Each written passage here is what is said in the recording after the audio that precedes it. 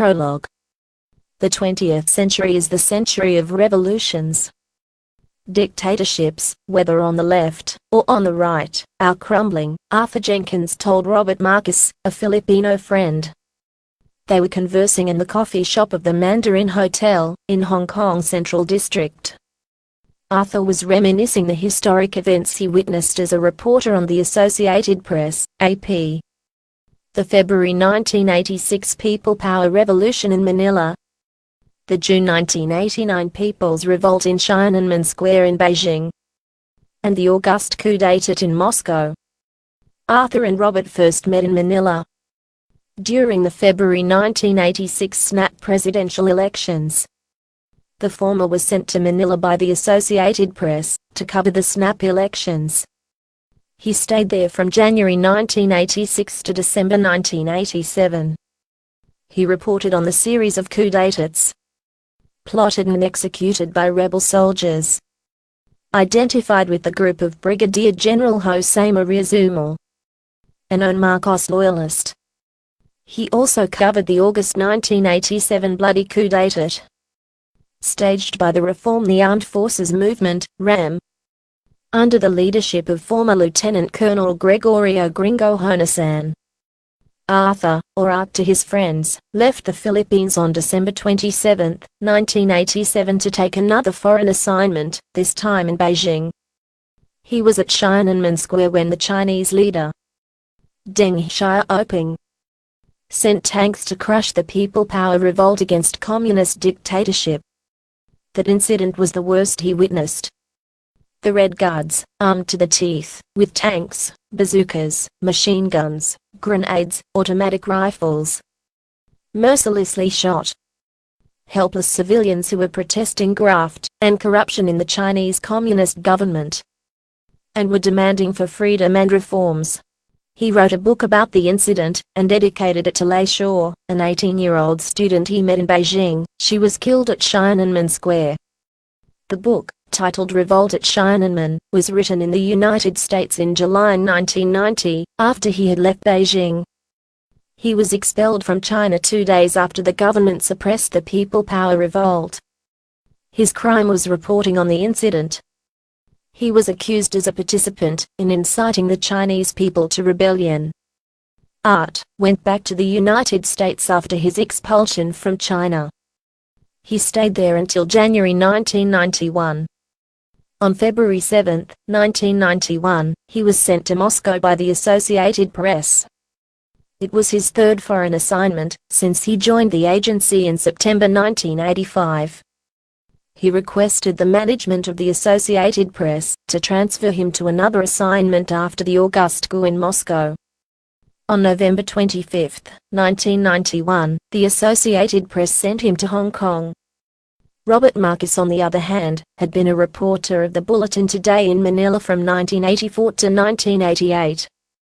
In September 1988, a friend and fellow Filipino journalist, who joined the staff of the Hong Kong Standard, asked Robert if he wanted to be a reporter for the paper. His friend, Juancho Perez, told him that the pay was good compared to his salary in the Bulletin Today. In November 1988, Robert resigned from Bulletin Today and moved to Hong Kong to work for the Standard. Dictators promise bread and butter in exchange for freedom. Later, they find out that they cannot deliver the butter or even the bread, because the people who bake the bread and make the butter need incentives to work hard. And the best incentives are profit and freedom, Robert told Arthur. Dictators fall because they ignore human nature. They cannot afford to give freedom to the people, Arthur said. You're absolutely right. And neither can they give profit. For in order to obtain profit, first for himself, and then for the government and for society, the individual must have freedom. Freedom promotes creativity. Creativity encourages productivity. And productivity makes profit, Robert said. Arthur nodded in agreement. Karl Marx was a poor economist, he said, smiling. I agree, Robert said. He was a lousy economist because he disregarded the human spirit. He thought that people would maximize production under threat of force. This may be true for a while, but there comes a point when they get fed up, and they rebel.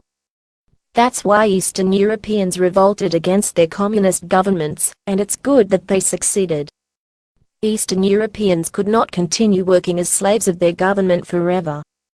In your opinion, do the events in Eastern Europe and Russia have any effect to the communist movement in the Philippines?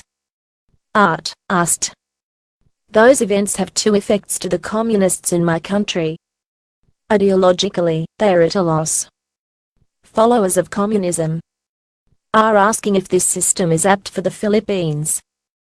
After all, if it didn't liberate the workers in Russia and Eastern Europe after decades of communist rule, or misrule should I say, could this system liberate the workers in the Philippines? Liberation from what in the first place? Let us remember that the poor and oppressed workers in Russia and Eastern Europe liberated themselves from communism. Robert said. Art smiled. He remembered how aghast the Russian workers were at their communist leaders. The second effect is in the material and financial support of the local communists. Their foreign support will definitely dwindle. They will no longer get the usual support they used to receive from the Soviet Union and from Eastern Europe. The end result is bleak for the Philippine communists. The future is dark for communism in the Philippines. Remember that communism is internationalist. It is either winning or losing. And the communist empire has lost more than half of its territory. I don't believe the communists can reverse the situation. Do you think communism can last in China? No, Ut was straightforward with his answer. If communism lasts in China by the year 2000, the Reds must be very lucky indeed.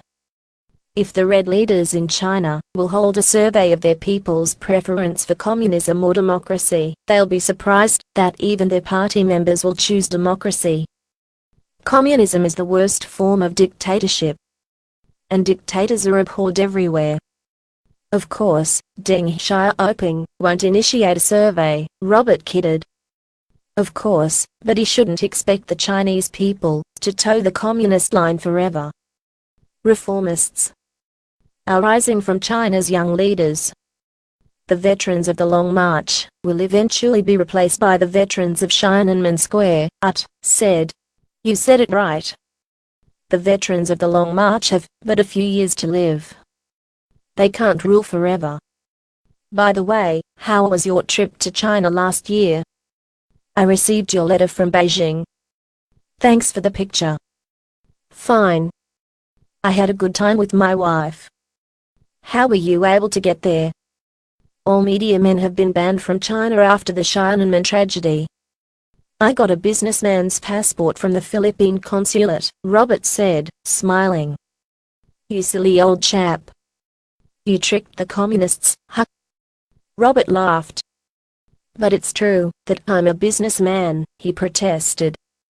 I buy goods in Hong Kong and sell them in the Philippines. So I deserve a businessman's passport. Don't you think so? Okay. You win. And how was your trip? We enjoyed it. We visited the Great Wall of China, the Ming Tombs, the Imperial Palace, Mao's Mausoleum, and Tiananmen Square. You know, we were surprised to see a Kentucky Fried Chicken branch near Mao's Mausoleum. That's where we ran to when the shooting at Tiananmen began. We sought cover there. But that's not the only Kentucky Fried Chicken branch in Beijing. Oh yes. We saw another one near Tiananmen Square. But it was the Kentucky Fried Chicken branch near Mao's tomb which amused us. By the way, how long did you stay in Beijing? 1.5 years. I was expelled by the Chinese government 2 days after the crackdown. Why? Well, the usual accusation that we were foreign saboteurs, agents of US imperialism, you know. Robert couldn't help laughing. If Deng Xiaoping only knew what kind of saboteur you were. Art was a hard-hitting critic of American imperial policies. He was among the anti-Vietnam activists during his student days. If I had the chance to talk to him, I would have told him so straight to his face. So from Beijing, you went straight to Moscow, and from Moscow to Hong Kong. A real field reporter, huh? I went back to New York after I was expelled from China. I stayed there until the end of January 1991. Then, they sent me to Moscow. I want to visit Moscow. You should have stayed there for a while, so that you could act as my host, Robert said in jest. Well, after the August coup, I didn't like staying there anymore. So I asked for a new assignment. It's good they gave me the Hong Kong beat. You'll enjoy Hong Kong. Hopefully so. What about you? How long have you been here? I came here in November 1988. So it's been about 3 years now. Do you like it here? Art asked. Yeah.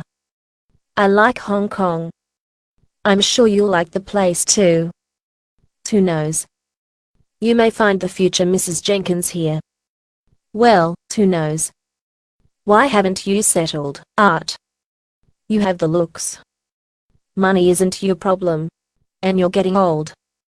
So why tarry? Art fell silent as he looked at his cup of tea.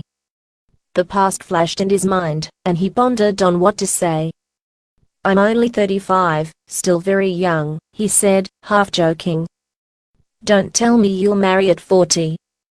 Actually, he replied, I wanted to marry someone. Lucky woman. Who was she? Well, she was a Russian. I met her in Moscow.